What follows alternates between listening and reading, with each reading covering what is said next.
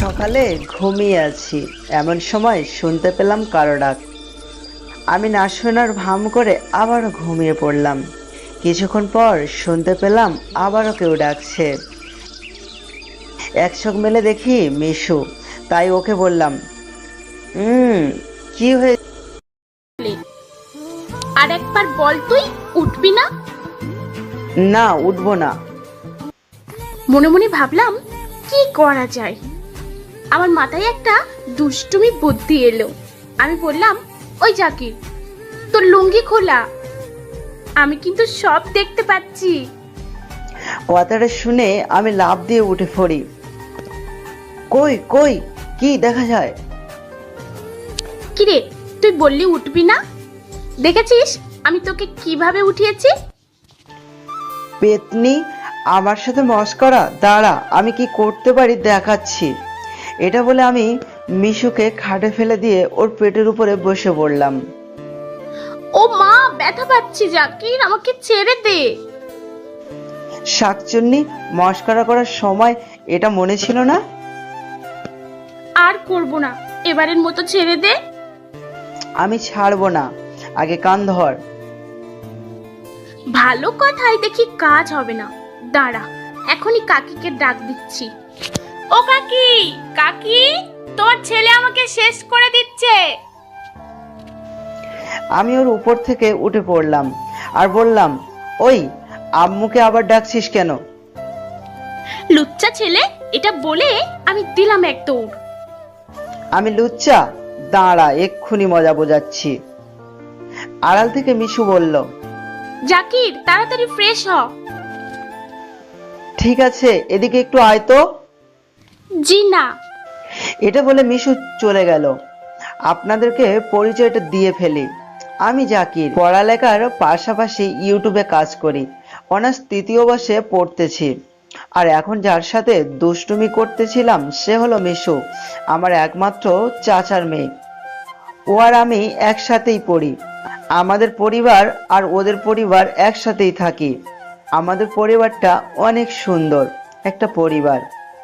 আর আমার চাচাতো বোন হারামিটা আমার সাথে সারা দিনই লেগে থাকে। ওর সাথে বেশি লাগতে গেলে তাহলে আম্মুর কাছে খালি নালিশ করে আর আমাকে বকা খাওয়ায়। কিছুক্ষণ পরে ফ্রেশ হয়ে সবার সাথে গিয়ে খেতে বসলাম। যেতে না যেতে মিশু বলল, কাকি, তোমার ছেলে আজকে কলেজে যাবে না, সে মেয়েদের নিয়ে ঘুরতে যাবে। কথাটা শুনে আমি তো হাবলা হয়ে গেলাম। কিছুক্ষণ পর আম্মু বলল, তো কলেজে যাবি না কেন? কই, আমি তো যাব। ঠিক আছে, মিশুকে নিয়ে কলেজে যা। ঠিক আছে। মনে মনে ভাবলাম, শয়তান, আজকে তোরে মজা বোঝাবো। খেয়ে দিয়ে আমার রুমে চলে আসলাম। কিছুক্ষণ পরে মিশু আমার রুমে আসলো। কিরে, হয়েছে তোর? আমি তোর সাথে যাব না, তুই একা একা যা। কাকি, ও কাকি, কাকি, জাকির আমাকে মারে। এই, আমি কই তোরে মারলাম? মারিসনি, কিন্তু তবুও তোকে বকা শোনাবো। কেন? তুই আমার সাথে যাবি না কেন? চল। একটু পর বাইরে নেমে আসলাম। তোর বাইক কই? বাইক নিব না, বাইক নিলেই তো তুই পিছন থেকে দুষ্টুমি করা শুরু করিস। আর করব না। তারপর বাইক বের করলাম। একটু পরে দুজনে বাইকে উঠে পড়ি আর বাইক চালাতে থাকি। কিছু সময় পর মিশু আমাকে জড়িয়ে ধরলো। এই, আবারও দুষ্টুমি শুরু করেছিস? আমি পড়ে যাচ্ছিলাম, তাই তো জড়িয়ে ধরলাম। ওই, এখন তো বাইক আস্তে চালাচ্ছি, সো এখন তো ছাড় আমাকে। না, ছাড়বো না, তুই আরো জোরে চালা। আমি আরো জোরে গাড়ি চালানো শুরু করলাম আর মিশু আমাকে আরো শক্ত করে জড়িয়ে ধরলো। কিছুক্ষণ পর কলেজের রাস্তায় এসে পড়লাম, তাই আমি বললাম, মিশু, এখন ছাড়। ঠিক আছে, আমি জাকিরকে ছেড়ে দিলাম। কিছুক্ষণ পর কলেজে এসে পড়ি, তাই দুজনে ক্লাসে চলে আসি। কিছুক্ষণ পর স্যার আসলো, সব ক্লাস করে বাড়ির দিকে রওনা দেব। এমন সময় দেখি জাকির একটা মেয়ের সাথে কথা বলছে, তাই আমিও কাছে গেলাম, গিয়েই ওর জামার কলার ধরলাম। ওই, আমার কলার ধরছিস কেন? আমি আবার কি করলাম? তুই ওই মেয়ের সাথে কথা বললি কেন? তোর কাজ কি শুনে? আমি যে মেয়ের সাথে কথা বলি না কেন। আমার কি কাজ মানে? ঠিক আছে, বাড়িতে যেতে দে, তারপর কাকিকে গিয়ে কি বলি তা তুই দেখিস। কি বলবি? চাঁদু, একবার বাড়িতে গিয়ে চলো তো। ঠিক আছে, আমিও তো যাব বাড়িতে। চল। দুজনে বাইকের পিছনে উঠে পড়ি। বাইক চলছে তার আপন গতিতে। কিছুক্ষণ পর আমি মিশুকে বললাম, ওই শোন, বল। ওই মেয়েটার সাথে আমি প্রেম করব, তুই করিয়ে দিবি? তোর প্রেম তুই করবি, তাতে আমার কি? না, তুই যদি একটু হেল্প করতি। আমি কাউকে হেল্প করি না, তোরটা তুই বুঝে নে। ঠিক আছে। তার মানে তুই সত্যি সত্যিই প্রেম করবি? হ্যাঁ, করব। তুই আমাকে কোনো দিনও বুঝলি না। তোকে আবার আমি কি বুঝবো? কিছু না। এটা বলে দুজনে চুপ হয়ে বসে রয়েছি। আমার তখন বুক ফেটে কান্না চলে আসছিল। যাকে আমি নিজের থেকেও বেশি ভালোবাসি, সে কিনা বলে প্রেম করবে। কিছুক্ষণ পর বাড়িতে এসে পড়ি। এসেই দৌড় দিয়ে আমার রুমে চলে আসি, কারণ আমি আর কান্না থামিয়ে রাখতে পারছি না। রুমে এসে একা একা কান্না করছি। কিছুক্ষণ পর শুনতে পেলাম কারোর ডাক, তাই আমি চোখ মুছে দরজা খুলে দিলাম। দেখি কাকিমা। হ্যাঁ কাকি, বলো। কি হয়েছে তো? কই, কি আবার হবে? আমি তা তো দেখতে পাচ্ছি। কিছু না। তবে তোর চোখে পানি কেন? এখনো বলবি না? হাই রে, চোখের পানি আবার দেখলো কিভাবে? আমি না একজনকে ভালোবাসি, কিন্তু সে আমাকে ভালোবাসে না। কে সে? ভয়ে ভয়ে বলে দিলাম, তোমার ছেলে। দেখতে পেলাম কাকি সেটা শুনে হাসছে, তাই আমি বললাম, কি হলো, হাসছো কেন? ধুর পাগল, তার জন্য কি কান্না করা লাগে? আমাকে বললেই তো পারতি। আসলে আমরাও ঠিক করেছি, তোর সাথে জাকিরের বিয়েটা দিব। সত্যি? এটা বলে আমি কাকিকে জড়িয়ে ধরলাম। হয়েছে, চল এখন খেতে চল। চলো, আমরা সবাই খেতে চলে আসি। কিছুক্ষণ পর কাকি বলল, জাকির, কিছু কথা বলবো। হ্যাঁ আম্মু, বলো। মিশুকে তোর কাছে কেমন লাগে? হঠাৎ এ কথা? আমি যা বলছি সেটা বল। ভালো, কিন্তু কেন? আমরা সবাই চাই তোর সাথে মিশুর বিয়েটা দিতে। তুই কি এতে রাজি? সবাই যদি একমত হও তাহলে আমিও রাজি। মনে মনে আমি তো অনেক খুশি, কারণ ওকে আমি সেই ছোটবেলা থেকে ভালোবেসে এসেছি। ওর জন্য আমি একটাও প্রেম করিনি, আর ওরেও করতে দিইনি। আর আজকে যে বলেছি যে আমি প্রেম করব, এটা আমি ওকে রাগানোর জন্য বলেছি। এগুলো আমি ভাবছি।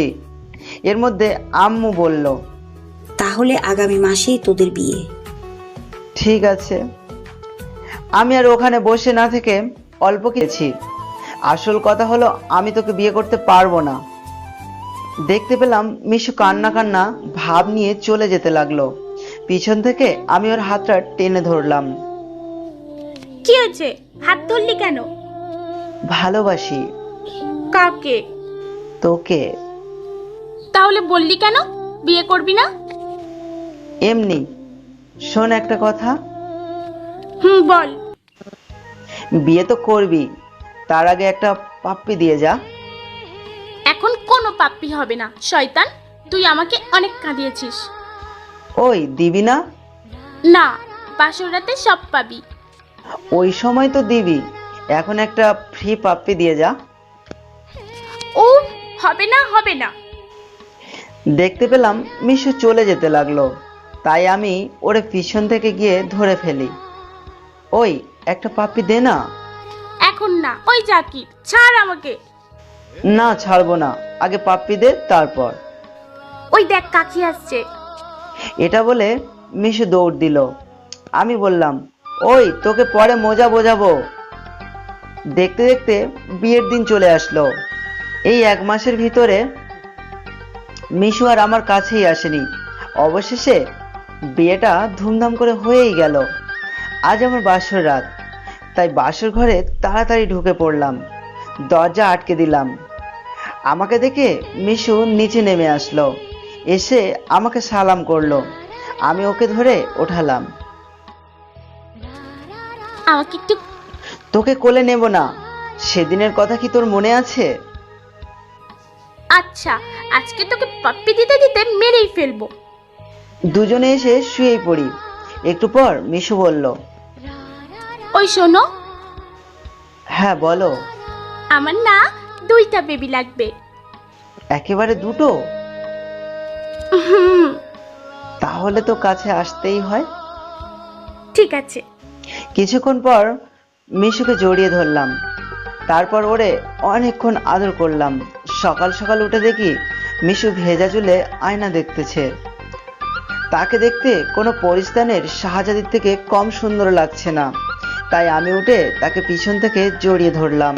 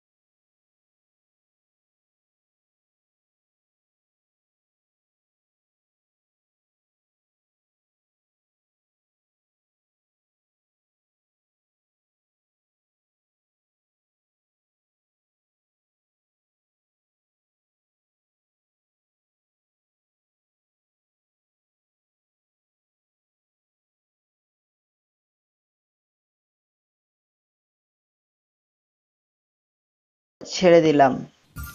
শয়তান, তুই আবারও আমাকে কিস করলি।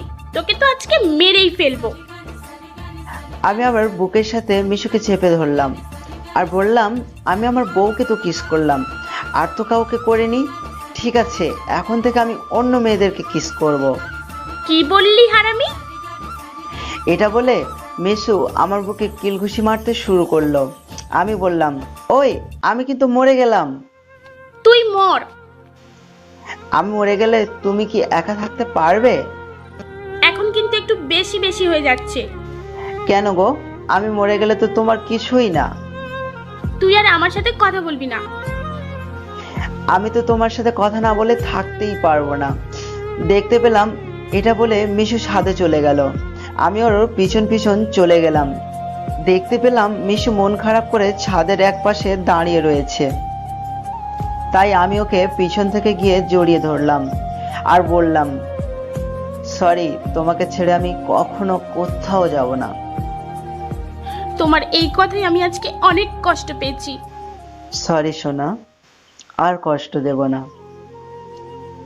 এই শোনো, এখন থেকে তুমি কোনো কাজ করবে না, আর আমার বাবুটাকে কোনো কষ্টও দেবে না, বুঝেছো? ঠিক আছে। এভাবে 9 মাস কেটে গেল। একদিন আমি বন্ধুদের সাথে গল্প করতেছি, এমন সময় আমার মোবাইলটা বেজে উঠলো। তাকিয়ে দেখি আম্মু ফোন দিয়েছে, তাই কলটা রিসিভ করলাম। জাকির, তুই কই? বাহিরে আছি। কেন? মিশু একটু আগে সিঁড়ি থেকে পড়ে গেছে। আম্মু, এগুলো কি বলছো? আর ও এখন কেমন আছে? ডাক্তার মিশুকে ওটি রুমে নিয়ে গেছে, তুই তাড়াতাড়ি হাসপাতালে আয়। ঠিক আছে। এটা বলে আমি কিছুক্ষণ পর হাসপাতালে চলে আসি। এসে দেখি সবাই চুপচাপ বসে আছে। আমি আম্মুকে বললাম, আম্মু, কোনো খবর পেয়েছো? না বাবা। কিছুক্ষণ পর ডাক্তার বের হয়ে আসলো। ডাক্তার, ও কেমন আছে? আপনার মেয়ে হয়েছে। আর আমার বউ কেমন আছে? জি, আপনার বউও ভালো আছে। কথাটা শুনে আমি একটা দীর্ঘ শুয়ে রয়েছে। বুঝতে আর বাকি রইল না, এটা কে? হ্যাঁ, এটাই আমার মেয়ে, মানে আমার আর মিশুর। আমার মেয়েটা দেখতে একেবারে ওর মায়ের মতোই হয়েছে। আমি গিয়ে আমার মেয়েকে কোলে নিলাম। মারে, এখন কেমন লাগছে? ভালো। আম্মু, জাকির কই? ওই তো তোর পাশে বসা। দেখতে পেলাম মিশু আমার দিকে তাকিয়ে রয়েছে। 10 দিন পর মিশুকে নিয়ে বাড়িতে চলে আসলাম। ওই দেখো, আমার মেয়েটা না একদম লাল। সবাই দোয়া করবেন যাতে করে এই রোমান্টিকতা কোনোদিনও শেষ না হয়।